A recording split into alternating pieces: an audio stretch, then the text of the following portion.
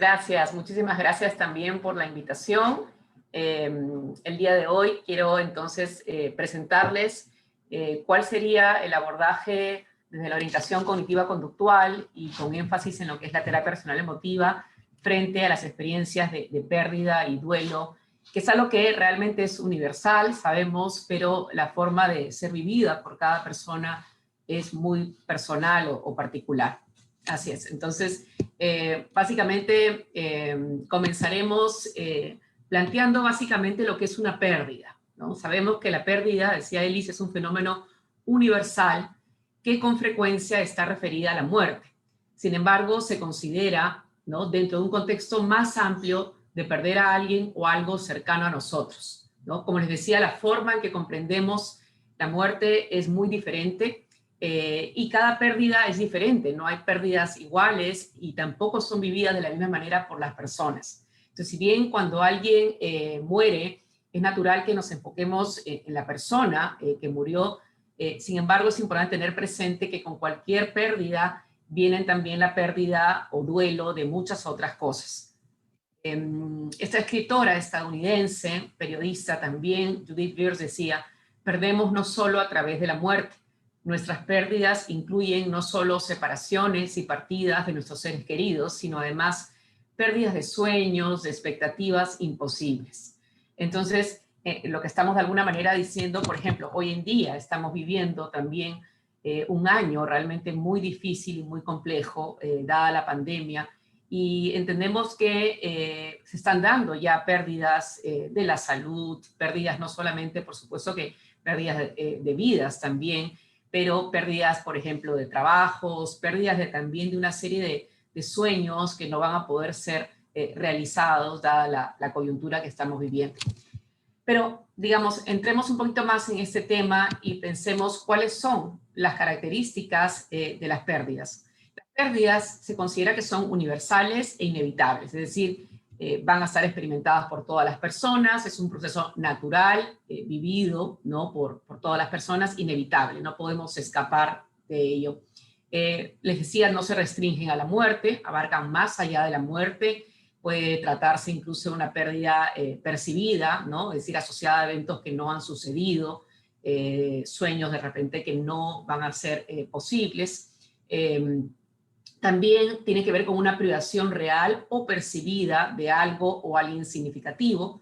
Pueden ser incluso pérdidas ambiguas que no son claras, cuando, por ejemplo, desaparece un ser querido o cuando una persona enferma, entonces puede estar físicamente presente pero cognitivamente ausente, como es el caso, por ejemplo, en la enfermedad de Alzheimer, ¿no? Sin duda las pérdidas conllevan un cambio o interrupción en los patrones de vida, ¿no?, que requieren de un proceso de ajuste, sin duda, a una nueva realidad sin el ser querido fallecido. Y entonces, como resultado de estas pérdidas, muchas veces se alteran nuestras creencias, nuestros valores, las percepciones que uno tiene de sí, de los demás, del mundo. Y también otra característica es que las pérdidas están unidas necesariamente al dolor y al crecimiento como producto de la adaptación a una nueva realidad. Quiere decir que las pérdidas nos transforman, ¿no? Implican dolor por un lado y sufrimiento, y por otro lado también nos llevan a un crecimiento, el cual va a implicar adaptarse a nuevos patrones, nuevos roles, relaciones, etc. ¿Sí?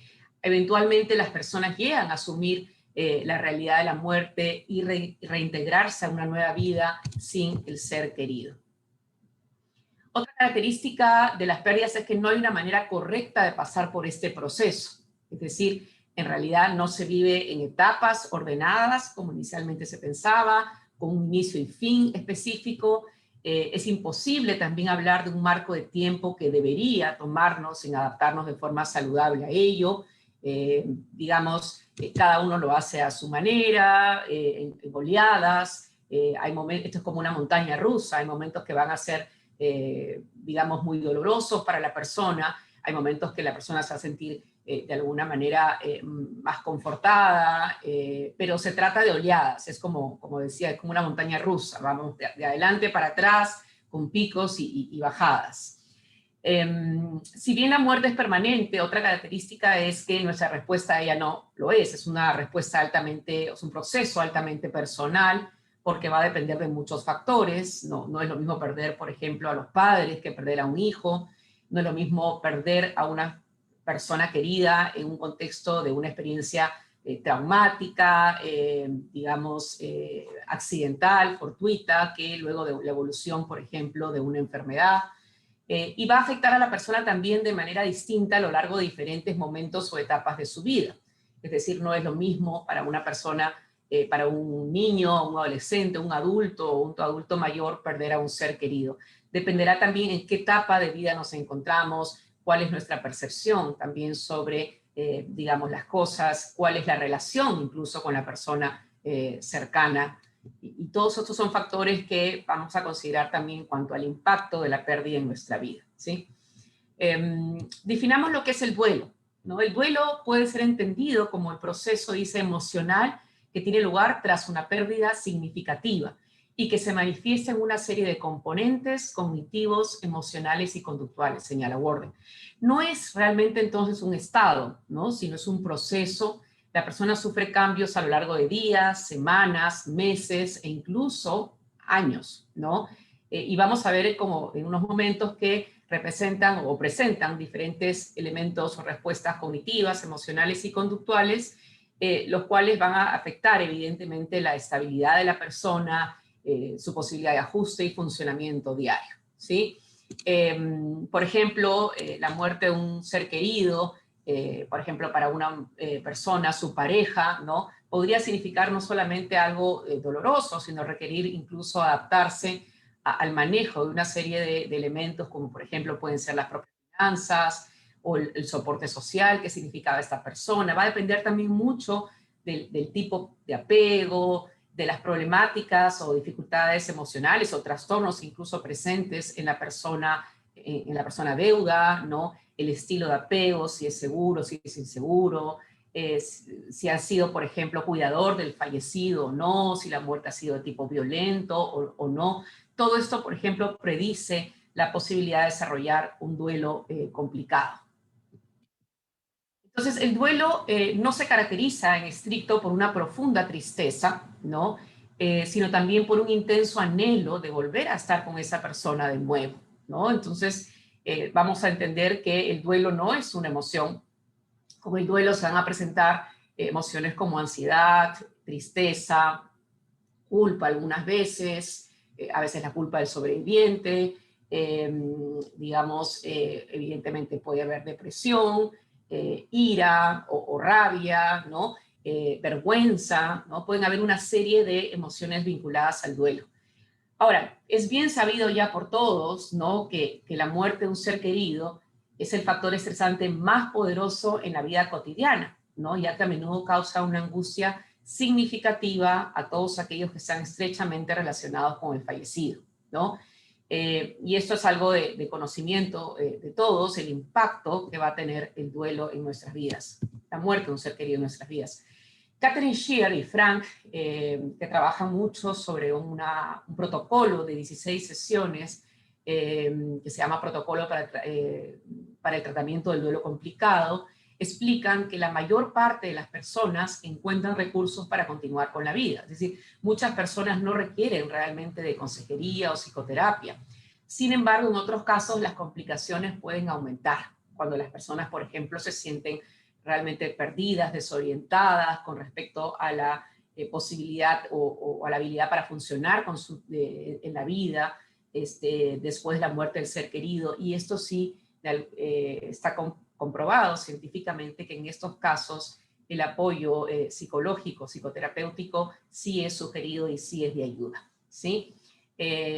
Acá vamos a hablar de personas que de repente surge, por ejemplo, culpa respecto a haber pensado que debieron haber actuado de una manera distinta, que pudieron hacer cosas diferentes con las personas que fallecieron, o sienten de repente ira respecto a la muerte del ser querido debido a la percepción de injusticia, de intolerancia frente a una realidad que no es la que evidentemente queríamos que suceda, o si se dan, por ejemplo, la evitación de algunas claves, señales o situaciones que de alguna manera están conectadas a mucho dolor o mucho sufrimiento e interrumpen de diferentes esferas de la vida de la persona, social, laboral, académica, desarrollando un duelo complicado, ¿sí? Las personas en duelo sabemos que corren un mayor riesgo de sufrir problemas de salud mental graves, como depresión y abuso de sustancias e incremento del riesgo de suicidio. Incluso cuando la víctima ha fallecido por suicidio, esto aumenta la probabilidad de que se dé, por ejemplo, una pérdida posterior por suicidio, ¿no? Algunos pueden justamente encontrar en el consumo de sustancias una manera de canalizar o trasladar, digamos, o afrontar de alguna manera su dolor a través de ello. Ahora, les decía, la mayoría de personas pueden recuperarse tras la muerte de un ser querido sin mayor problema, ¿no? Sin embargo, si el dolor se intensifica, si la persona no asimila la pérdida, desarrolla comportamientos de este tipo o entra en episodios, por ejemplo, de depresión y todo su funcionamiento se ve alterado, pues en estos casos sí requiere del apoyo de la psicoterapia, ¿sí? Hablemos de cuáles son, por ejemplo, cuáles son los criterios o digamos, en realidad el impacto que pueda tener la pérdida de un ser querido va a estar influida por muchos factores. Ruth Malkinson, terapeuta 3 y cognitiva conductual de Israel, señala una serie de factores que influyen el impacto de la pérdida de un ser querido. En primer lugar es el apego o dependencia del ser querido, es decir, cuanto mayor es el apego o dependencia, mayor será la sensación de pérdida, ¿no? Pensemos que el duelo interrumpe, o la pérdida de un ser querido interrumpe nuestros lazos de apego, ¿sí?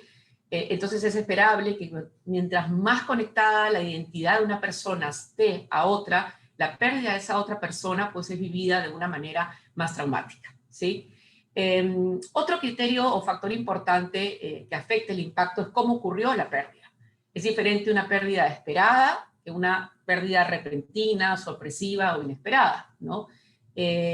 Por ejemplo, cuando ha sido sorpresiva o incluso cuando no se ha podido ver el cuerpo de la persona, las emociones invaden y dominan a la persona incluso sobre las cogniciones. Incluso cuando la pérdida es traumática, ¿no? También esto va a favorecer la posibilidad de tener un impacto mayor, ¿no? Entonces la TRE, por ejemplo, considera que cuanto más traumático el evento, es más probable incluso la tendencia a pensar en patrones extremos, ¿no? Que puedan llevar a un duelo complicado.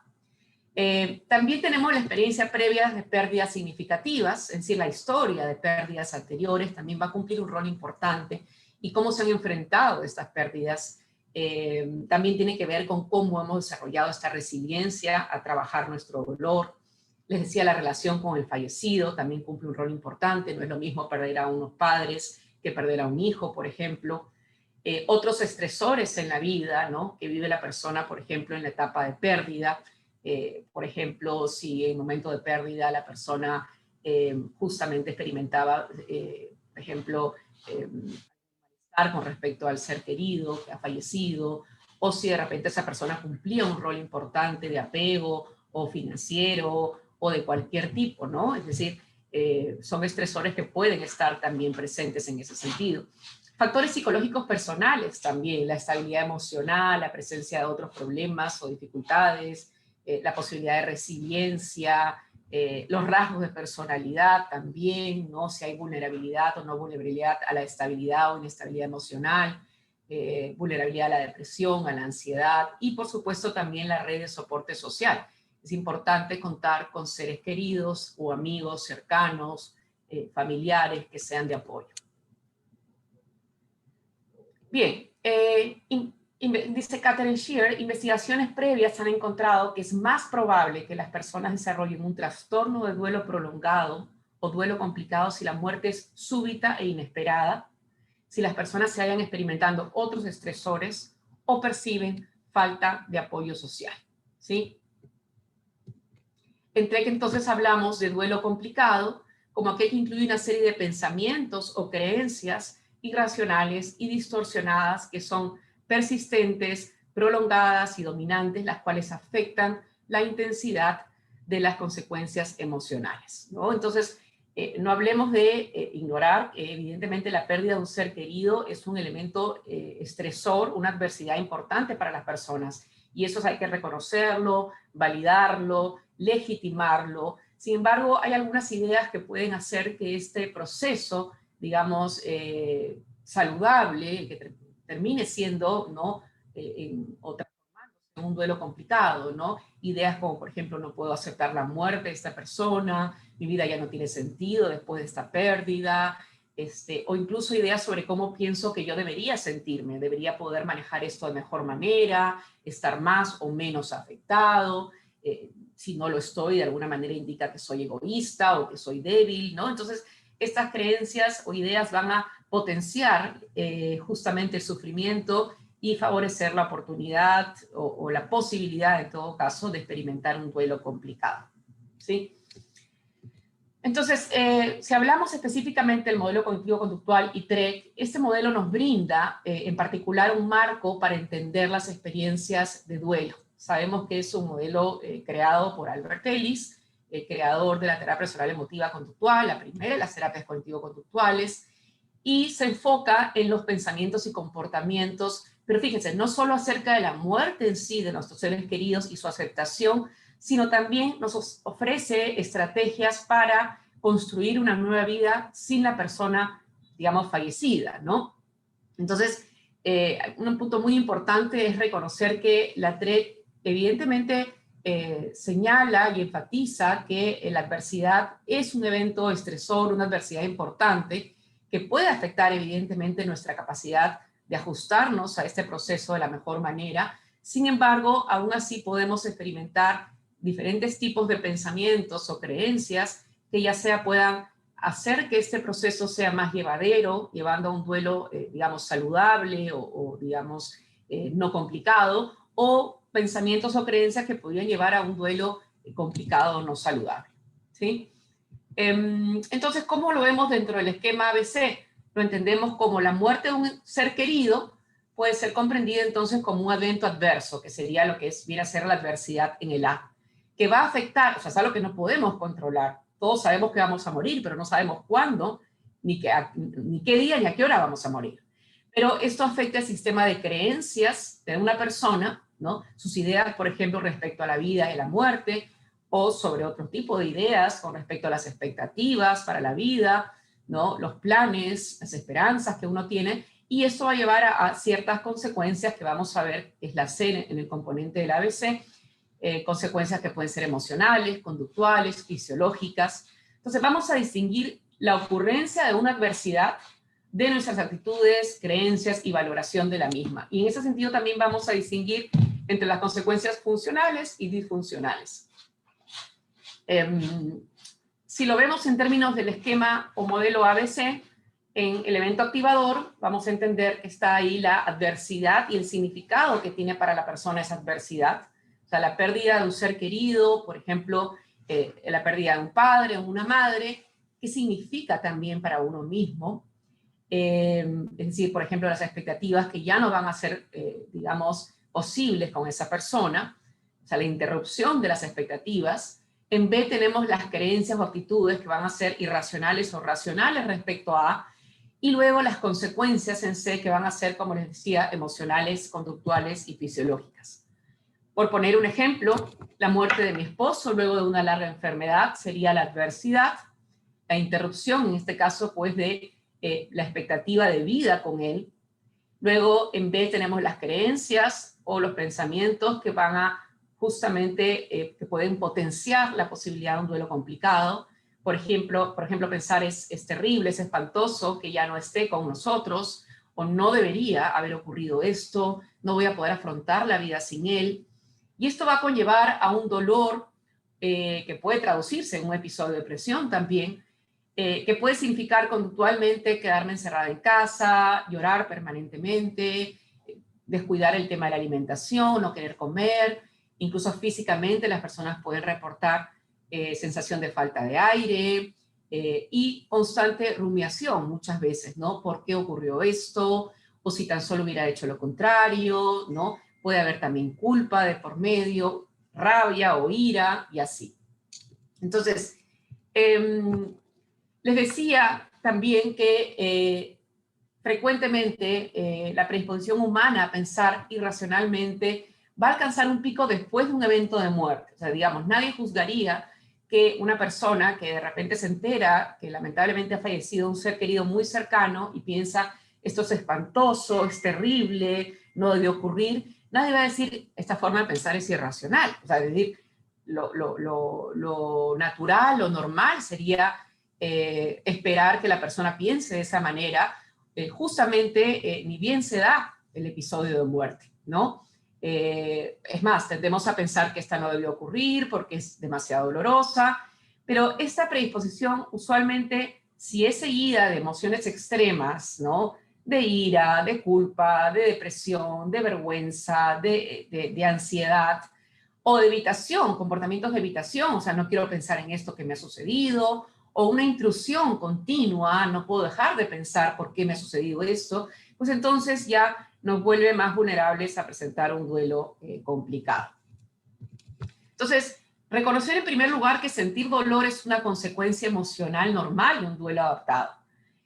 Una de las cosas que es importante también de mencionar en el modelo cognitivo-conductual y TREG en particular, es que nosotros trabajamos en ayudar a la persona a sentir emociones, incluso que pueden ser negativas, pero saludables en la medida que están asociadas a experiencias adversas. O sea, nadie sentiría satisfacción, placer, ¿no? Frente a una experiencia que considera una adversidad. Sin embargo, cuando esta evaluación o esta actitud se convierte en algo demasiado doloroso, terrible o insoportable para la persona, continuar ya incrementa el malestar frente a un hecho, sabemos como la muerte, que es irreversible. Entonces, vamos a distinguir, como les decía hace unos momentos, entre las cogniciones que incrementan el dolor y sufrimiento y aquellas que lo moderan, ¿sí? ¿Cuáles son algunas, entonces, creencias irracionales o cogniciones que incrementan el sufrimiento en un duelo? Bien, en primer lugar están las demandas, que son las creencias centrales a nivel irracional. Por ejemplo, pensar que esto no debió haber sucedido. En realidad, obviamente es muy lamentable que una pérdida de un ser querido suceda, pero sabemos que esto va a ocurrir en algún momento. Entonces, de alguna manera, no sabemos cuándo va a ocurrir, pero pensar que no debió haber sucedido va a incrementar el sufrimiento, ¿sí?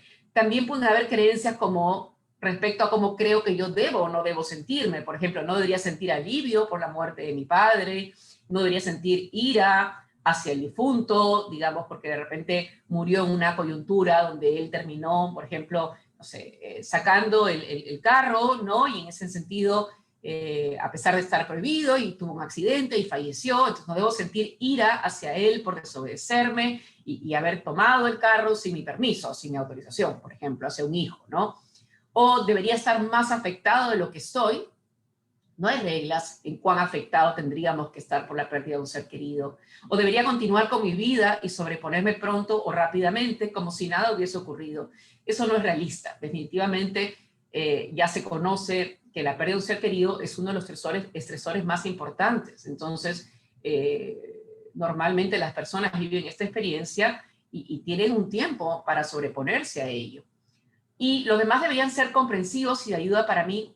No necesariamente es así. Sabemos que las personas tienen maneras muy diferentes, incluso de reaccionar. Algunos serán quizás más negligentes, otros serán más indiferentes, otros serán con una preocupación intensa, ¿no? Va a ser muy diferente.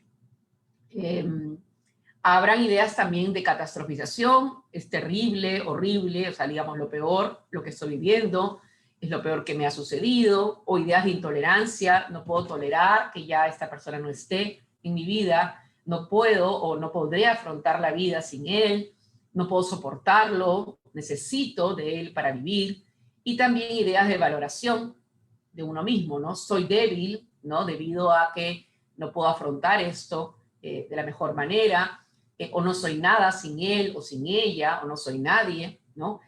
Todas estas ideas van a llevar a consecuencias emocionales, conductuales y fisiológicas no saludables, ¿no? Les decía, la ansiedad, la depresión, el dolor o duelo complicado, la ira, vergüenza en algunos casos también, ansiedad, etc.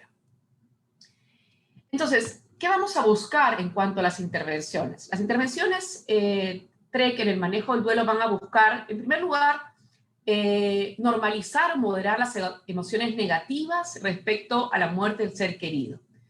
No se trata de no sentir emociones negativas, sino normalizarlas, validarlas, legitimarlas, enseñando a la persona también a identificar y modificar el pensamiento irracional que incremente, ¿no?, el malestar.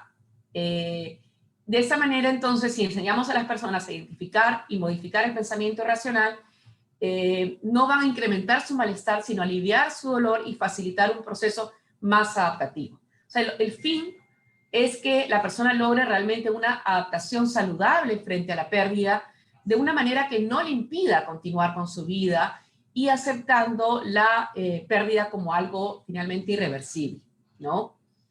Que es un proceso finalmente de largo término que va a finalizar cuando la persona pueda realmente retomar el interés por su vida, comienza a adaptarse a nuevos roles, empieza a sentirse más esperanzada, incluso sin la presencia de ese ser querido.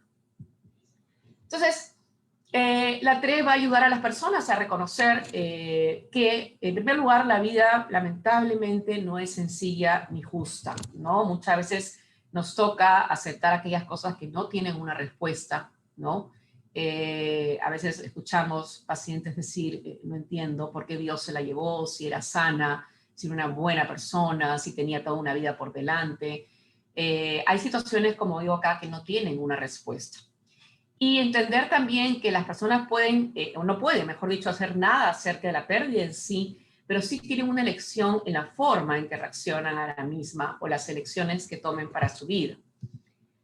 Entender también que el dolor es parte de la vida, no podemos evitar el dolor. Si bien es una reacción, digamos, normal, inicial, frente a una experiencia dolorosa, inevitable como la muerte, si esta evitación se prolonga o si esta necesidad de seguir pensando incluso permanentemente en la persona se mantiene como una suerte de no debo olvidarla, pero esto afecta diferentes esferas de la vida de la persona, entonces la posibilidad de experimentar emociones no saludables o experimentar un duelo complicado comienza a ser una realidad, ¿sí? Queremos disminuir el dolor, mas no evitar esta experiencia, dado que la evitación no resulta en la ausencia de dolor, sino lo incrementa, pues impide a la persona debatir ideas como, por ejemplo, no puedo afrontar el dolor, es inmanejable o insoportable, ¿sí? Bien. Dentro de lo que son las técnicas y recursos de intervención, ¿no? La tradición cognitiva conductual y TREC va a utilizar una variedad de intervenciones cognitivas, emocionales y conductuales en el afrontamiento del duelo, cuya finalidad van a ser realmente reducir, ¿no?, la perturbación emocional y aumentar el afrontamiento en el control y el afrontamiento y control de la persona, ¿no? Sentido de control. La principal herramienta va a ser el debate y reestructuración cognitiva de las creencias irracionales, con el fin de llegar a creencias o pensamientos alternativos racionales que favorezcan a su vez la presencia de un duelo saludable o adaptado. En ese sentido, la TRE plantea tres tipos de debates: pragmático, empírico y lógico. Sin embargo, el debate pragmático y el empírico son los recomendables en este caso, no así el debate lógico, porque de alguna manera la pérdida de un ser querido muchas veces cuestiona la lógica incluso de la vida, ¿no? ¿Cómo podríamos comprender la pérdida de un ser querido, por ejemplo, ¿no?, de un niño, ¿no? Y a veces uno dice, no entiendo cómo esto se ha dado, no resulta muy lógico. Lo lógico incluso es esperar que las personas mayores fallezcan antes, por ejemplo, nuestros padres antes que nuestros hijos, sin embargo, eso no ocurre siempre, ¿no? Entonces, el debate pragmático es el más útil, porque lleva a las personas básicamente a ayudarlas a entender si esta forma de pensar sobre la experiencia de muerte les ayuda, les es útil o no. Entonces, se pueden hacer preguntas de este tipo. ¿Esta forma de pensar te ayuda a sentirte mejor o peor? ¿Qué te lleva? O sea, ¿cómo te sientes o cómo afecta a tu vida? Por ejemplo, pensar que no puedes afrontar la pérdida de ese ser querido, que no eres nadie sin esa persona. ¿Cuáles son las ventajas, no? Es decir, los pros y los contras, ¿no? Las ventajas o desventajas de continuar con ese pensamiento. ¿Te da más energía para continuar? con la vida, te quita la energía y esperanza, ¿no? Entonces se trata de ayudar a la persona a validar su dolor, pero al mismo tiempo ayudarla a pensar de una manera que le sea más útil, que afecte menos su vida, que le dé más energía y esperanza para continuar y no le reste esta energía para continuar. El debate del mejor amigo es otro recurso que se puede utilizar, ¿no? Que es preguntarle a la persona, decirle, en caso, o sea, si una amiga estuviera pasando por la misma experiencia que tú, ¿no? Por ejemplo, vamos a imaginar que su pareja fallece. ¿Le sugerirías pensar lo mismo que vienes pensando, ¿no? Por ejemplo, que la vida sin él o sin ella ya no tiene sentido. ¿O cómo le sugerirías pensar, ¿no? Entonces, muchas veces el paciente puede decir, bueno, creo que le sugeriría pensar que esto sin duda es muy doloroso, pero va a poder afrontarlo, que las personas normalmente se recuperan después de esta experiencia, a pesar que uno pueda pensar en un inicio que esto no es algo que se pueda uno recuperar, ¿sí? Entonces, muchas veces uno puede ser mejor amigo de otros antes que de uno mismo. Entonces, la idea es realmente pasar de una forma quizás un tanto rígida y extrema de pensar, no una forma de pensar positiva, sino una forma de pensar más flexible, por ejemplo, ¿no? No se trata de pasar de lo negativo a lo positivo, cómo pensar en la experiencia de la muerte de un ser querido como algo positivo, ¿no? Por ejemplo, una persona que piensa, mi vida sin él no vale nada, ni tiene sentido, queremos llevarla realmente a pensar algo como mi vida sin él es difícil. Ciertamente es muy difícil y ha cambiado para siempre. Eso forma parte de una aceptación también. O de una manera no realista, la vida sin él es intolerable, no puedo pensar en ello, ¿no? Porque es demasiado doloroso y no puedo afrontar este dolor. Con una forma de pensar más consistente con la realidad. La vida sin él es realmente muy difícil, pero podré afrontarlo, ¿sí? Desde una forma no aceptante de la vida, por ejemplo, es demasiado doloroso pensar en él y no puedo, realmente no puedo afrontarlo, a una aceptación de la vida sin él. Por ejemplo, cada vez que pienso en él es triste, doloroso, lo extraño, pero puedo aceptarlo, ¿sí? Porque es parte de la vida. Entonces, queremos llevar a ciertas ideas racionales o funcionales que se basen más en una forma realista, preferencial acerca de la muerte con una dosis importante de aceptación. Por ejemplo, es muy triste todo esto, mi vida nunca será la misma, de hecho es muy doloroso, es difícil pero podré sobreponerme, no tengo que sentirme de una determinada manera, no está escrito, no tengo que estar más o menos afectado de lo que estoy, o incluso estar muy afectado no me convierte en una persona débil, o estar poco afectado tampoco me convierte en una persona egoísta, ¿no? Los demás no tienen que comportarse o ser como yo espero en situaciones, por ejemplo, de este tipo. Todo esto va a llevar a consecuencias saludables, como por ejemplo un dolor, pero un dolor, digamos, saludable, adaptado, razonable frente a la pérdida, una preocupación y no tanto una ansiedad, una tristeza y no una depresión, en fin, emociones, un fastidio con la realidad, pero no un sentimiento de ira, ¿no? Entonces, si vamos al ejemplo anterior, tenemos que en el evento activador, la muerte es algo, digamos, que ocurre y habrá ocurrido, es irreversible, no lo podemos cambiar, pero yo puedo pensar, es realmente muy malo y triste todo esto, hubiera querido que esto no suceda jamás, será difícil, pero podré afrontar la vida sin él. Y esto se va a traducir en un dolor, pero un dolor asociado más a un duelo saludable, a un duelo no complicado, donde poco a poco yo pueda retomar mis actividades, mi rutina, seguir cuidando de mi salud y sentirme incluso físicamente mejor en el tiempo, ¿sí? Entonces, siguiendo con las técnicas, también la psicoeducación va a ser fundamental, ¿no? Vamos a explicar a las personas sobre lo que consiste el duelo y quitar estos mitos, muchas veces, que lejos de ayudar en el proceso de adaptación, en realidad muchas veces lo complican, ¿no? Entender, en primer lugar, que todas las pérdidas son legítimas, es algo universal, que trastoca nuestra vida, sin duda, porque implica no solo la pérdida física de nuestro ser querido, sino pérdida, como decíamos, de sueños, de expectativas, que van a ser imposibles. Entonces va a transformar nuestra vida y es legítimo sentirnos muy afectados.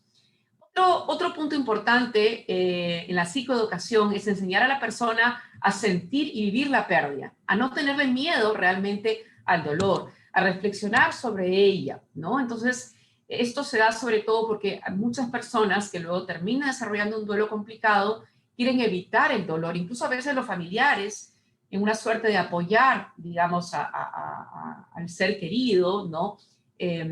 Al viudo, por ejemplo, ¿no? Pueden evitarle una serie de experiencias que, lejos de ayudar a la persona en un mediano o largo plazo, interrumpen este proceso de aceptación de una realidad. Entonces hay que enseñarles a diferenciar incluso una respuesta de duelo saludable de aquella que no lo es. También entender que no se trata de etapas que tienen un inicio y un fin, no es que esto debería estar resuelto a los 3 meses, a los 6 meses, al año, ¿no? Es un proceso dinámico de altibajos, ¿no? Van a haber momentos en la vida, fechas especiales, aniversarios, cumpleaños, por ejemplo, celebraciones, graduaciones, Navidad, Día del Padre, la Madre, o sea, días y momentos que van a ser particularmente difíciles para la persona y no es constante, no es algo que va necesariamente a ocurrir de una manera, una recuperación constante, ¿no? El tiempo no lo cura, es lo que uno hace también con el tiempo, ¿no? Este marco de tiempo que se consideraba normal, ¿no? Ha cambiado del mitológico periodo de 12 meses, ¿no? A entender esto que de alguna manera se viene dando como un proceso de altibajos, ¿no? Donde se esperaría en todo caso que con el tiempo la persona pueda sentirse más adaptada a una nueva realidad sin el ser querido, ¿no? No se puede evitar, ¿no? O sea, el dolor es una respuesta humana, universal, frente a una pérdida significativa, y es una respuesta absolutamente normal, que va justamente a llevarnos a eventualmente a aceptar la finalidad de la pérdida. Enseñarle también a la persona que no hay reacciones universales, es muy personal, tampoco hay una manera correcta de pasar por este proceso, y esto hay que enseñarlo en psicoeducación. No hay ni una manera correcta ni un tiempo específico de adaptación. Incluso entender que hay situaciones que no tienen una respuesta, donde muchas veces la respuesta a esta pregunta es: no tengo respuesta de por qué ocurrió. Sabíamos que podía ocurrir porque, digamos, todo ser vivo, como alguien decía alguna vez, lo único que se requiere para morir realmente es estar vivo, y no deja de tener razón. En realidad hay situaciones que no tienen una respuesta. Entender también que no podemos revertir la pérdida, pero sí nuestra forma en que reaccionamos a ella, y que justamente el apoyo psicológico, la terapia, va a ayudarla justamente, o ayudarlo a aprender a reaccionar a las pérdidas de una manera, digamos, que sea más conveniente, más saludable. Entender que el dolor es parte de la vida y que evitar el dolor solamente lo intensifica. Entonces, pensar que debemos distraer al ser querido que está viviendo una pérdida, que inmediatamente tendríamos que decirle: vamos, pon de tu parte, sal adelante, vas a estar mejor mañana, ¿no? Esto no legitimiza este proceso que es importante de vivir y de sentir verdaderamente, ¿no? Si nosotros evitamos la experiencia del dolor, en realidad no estamos ayudando a la persona a una adecuada recuperación, ¿sí? Dentro de los recursos, además de la psicoeducación, tenemos los registros o diarios, por ejemplo, de monitoreo del duelo. Es un recurso de Catherine Shear muy útil, donde la persona registra, por ejemplo, cada día, esto es un ejemplo de un día, por ejemplo, el lunes, cuál ha sido el nivel o el momento de un nivel más alto de dolor, ¿no? Por ejemplo, la persona dice 9, ha sido el mayor dolor en una escala del 1 al 10, ¿y qué estás haciendo o qué estás pensando en ese momento? Entonces, en el caso de una persona que perdió un hijo, dice: me detuve en el cuarto, en el dormitorio de mi hijo, y vi la puerta cerrada. No puedo creer que no esté, ¿no? O que ya no esté. ¿Cuál ha sido en el día el nivel más bajo de dolor? Fue de 3. ¿Y qué estaba haciendo, pensando? Pasé tiempo con mi nieta, ella es muy tierna, ¿no? Entonces, y luego se saca un promedio diario de dolor, por así decirlo, entre el mayor dolor y el nivel más bajo de dolor. En este caso el promedio es la suma de los dos, 9 más 3, 12, entre 2, 6. Y esto se hace, digamos, para todos los días, como una manera también, esto como digo lo desarrolló Shear en este protocolo de 16 sesiones para el tratamiento del duelo, y la idea es que entiendan las personas cómo las emociones fluctúan, ¿no? Incluso las negativas, y hay momentos en que me puedo sentir mejor. Identificar esos momentos también es muy importante, y sobre todo saber a qué actividades están conectadas esos momentos. Bien, otra técnica es la imaginación racional emotiva corporal. Es una versión modificada de lo que en TREC es la técnica de imaginación racional emotiva. Y básicamente, la explico brevemente, es una técnica que lleva a la persona a comprender el rol que tiene su forma de pensar o sus evaluaciones de la pérdida en el nivel de malestar y respuesta física. Porque muchas personas de alguna manera experimentan una respuesta física de opresión, de malestar, ¿no? Importante, y conectan eso directamente de forma causal con la pérdida. Sin embargo, como estas sensaciones corporales suelen ser vividas por el doliente como muy intensa y por lo tanto ser evitadas, llevamos a la persona, por ejemplo, a, digamos, cerrar los ojos a través de la imaginación, conectarse con alguna clave o señal asociada a la experiencia emocional de dolor y malestar físico, y se lleva a la persona a que luego, viviendo justamente o visualizando esta clave o señal, haga un esfuerzo por disminuir su malestar emocional y físico y nos logre avisar cuando lo logre hacer. Es una técnica que se basa en que el cambio cognitivo puede ser muy poderoso para lograr una respuesta de un menor dolor emocional y físico. Es una técnica que se basa en un trabajo incluso previo de análisis de los pensamientos y reemplazo, como una suerte que la persona se exponga, digamos, en la imaginación a momentos de dolor y pueda reemplazar o disminuir ese dolor, incluso no solamente emocional, sino físico, a partir del cambio cognitivo, ¿sí?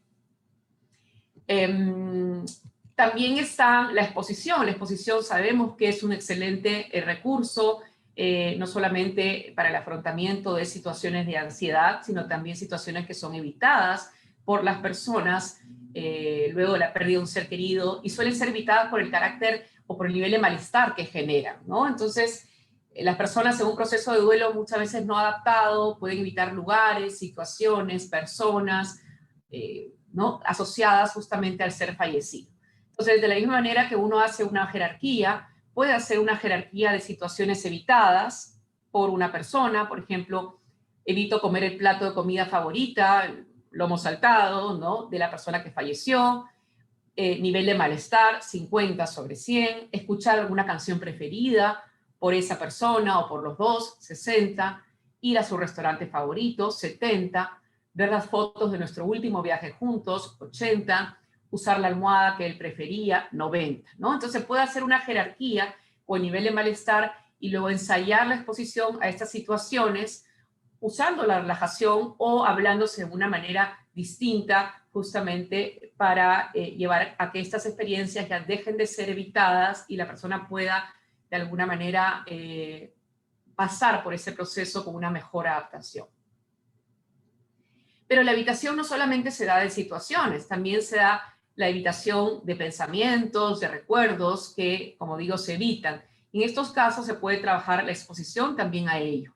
Entonces, lo que nosotros hacemos, ¿no? Y se utiliza mucho, por ejemplo, con pacientes con estrés postraumático, justamente de ansiedad, digamos, como forma de revivir el trauma, o sea, en experiencias donde la muerte ha sido desencadenada después de una experiencia de trauma. Se basa básicamente en que las exposiciones repetidas a estos pensamientos o recuerdos van a hacer que eventualmente disminuyan la intensidad de las emociones. Entonces, se identifican pensamientos o imágenes que se evitan y, por ejemplo, se trata de escribirlos o grabarlos en audio y luego se lee lo escrito una y otra vez, o si se grabaron, se escuchan una y otra vez. Luego de escucharlos una y otra vez, se va registrando la variación en nuestro estado de ánimo por cada ejercicio, ¿no? De tal manera que la persona comienza a habituarse justamente a los recuerdos, a las imágenes o a los pensamientos que suele hoy en día evitar, justamente porque generan un dolor muy intenso y queremos que con la repetición de ellos y la exposición a ellos cada vez se produzca de mejor manera la habituación, ¿sí?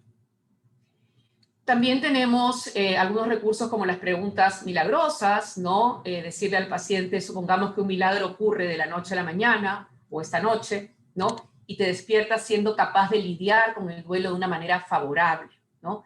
¿Qué sería diferente? ¿Qué sería lo primero que notarías que te demuestre que ya estás afrontando esto de mejor manera? Una persona puede decir, me doy cuenta que puedo tomarme un baño, vestirme y salir de casa, ¿okay? ¿No? Entonces, ¿cómo tendríamos que trabajar para que esto se fuera dando poco a poco? Una manera también de establecer objetivos y un compromiso también de recuperación, ¿no? También tenemos el recurso del abogado defensor, que es, podemos decirle, pretendamos que un abogado defensor, contratas a un abogado defensor y quieres defender, ¿no? A tu cliente que se siente culpable respecto a la muerte de su ser querido, porque piensa, por ejemplo, que debió estar más tiempo con él o que no debió decirle lo que le dijo. Usualmente se utiliza en los momentos donde la persona sobreestima muchas veces su responsabilidad personal y siente culpa, ¿no? Entonces se escriben, por ejemplo, todos los pensamientos asociados a la culpa y luego se le dice, imaginemos que contratas a un abogado que quiere defenderte justamente y de esos pensamientos de culpa, ¿qué argumentos utilizaría este abogado? ¿Sí? También pueden utilizar el recurso de las 2 películas en tu vida, ¿no? 5 minutos, doctora. ¿Perdón? ¿5? Sí, sí, doctora. Ok. Culminar. Supongamos que hubiesen 2 películas en tu vida. La película A es acerca de tu vida, cómo está hoy en día, cómo es ahora en ese momento y continúa así. Y la película B es acerca de tu vida que finalmente encuentra un proceso adecuado de recuperación, de adaptación de manera satisfactoria. ¿Cómo sería la película B? O sea, ¿qué tendría que ser diferente? ¿Sí? Luego está la línea de tiempo de las pérdidas como una forma de también, por ejemplo, entre que conozco a esta persona, puede ser su nacimiento, y fallece, hemos vivido de repente momentos positivos y negativos que pueden colocarse en la parte superior, los positivos, y en la parte inferior de esta línea, los negativos. Y con respecto a los negativos, se puede, por ejemplo, escribir una carta para pedir perdón, ¿no? O incluso perdonar por estos momentos negativos en nuestra relación con esta persona. Las cartas, sabemos hoy por hoy que la escritura ayuda a expresar el dolor y ayuda a la persona también a expresar los pensamientos y emociones sobre la pérdida. Se pueden hacer cartas de despedida, cartas de agradecimiento, cartas al ser querido, cartas a uno mismo sobre cómo se siente. Y estas cartas pueden ser escritas incluso en diferentes momentos, como una forma también de ir viendo cómo hay una evolución en el proceso de, digamos, de adaptación a la muerte. ¿Sí? También está en la programación de actividades, dada la disminución del interés y participación en actividades recreativas que se dan en estas personas. Muchas veces detrás creencias irracionales como no debería disfrutar, no debería estar bien luego de esto, sería de una manera como de deshonrar a mi ser querido. Entonces programar como en la activación conductual paulatinamente actividades. También recursos de biblioterapia, ¿no? Hay algunos recursos, libros, pequeñas lecturas para que el paciente pueda leer, hacer una caja o diario de recuerdos, ¿no? También es una manera de coger una caja, por ejemplo, e incluir cosas que puedan representar recuerdos de la persona fallecida, hasta se puede hacer muy bien con los menores, ¿no? Tu ser querido, ¿no? Si tu ser querido estaría en este momento contigo, ¿qué te diría que hicieras o qué te sugeriría pensar, ¿no? O escribir sus pensamientos y responderse de forma racional. Y otros recursos como, por ejemplo, establecer una rutina sencilla de alimentación y descanso, promover actividades de autocuidado, prepararse para fechas o eventos difíciles, apoyarse en otros para la toma de decisiones y resolver preocupaciones. Se sugiere evitar, por ejemplo, tomar decisiones importantes antes de los 12 meses, ¿no? Y finalmente, el duelo no complicado va a implicar, según Malkinson, una aceptación de la pérdida y habilidad para continuar con la vida, un mantenimiento, por ejemplo, de un sentido de autoeficacia, es importante, expresión de emociones intensas pero que no resultan perturbadoras, una voluntad para explorar nuevas relaciones y roles, una asimilación incluso a lo largo de la vida del dolor y una actitud esperanzadora frente a la vida, a diferencia de un duelo complicado que implicará que la percepción de que la vida se ha detenido, una dificultad para asimilar el dolor, una angustia y sensación de no aparece, una actitud negativa, una dificultad para explorar nuevas relaciones y roles, disminución del sentido de autoeficacia y mantenimiento del sentimiento de culpa. Finalmente, investigaciones que confirman que estudios indican que la TCC es un tratamiento efectivo para el duelo complicado, es un tratamiento efectivo, específicamente la reestructuración cognitiva y la terapia de exposición resultaron más eficaces que la terapia de apoyo o no específica.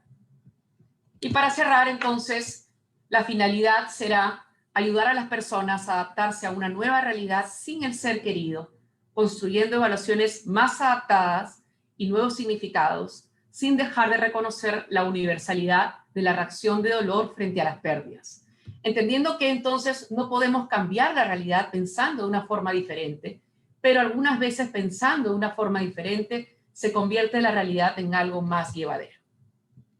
Algunas referencias bibliográficas que quiero mencionar y muy agradecida.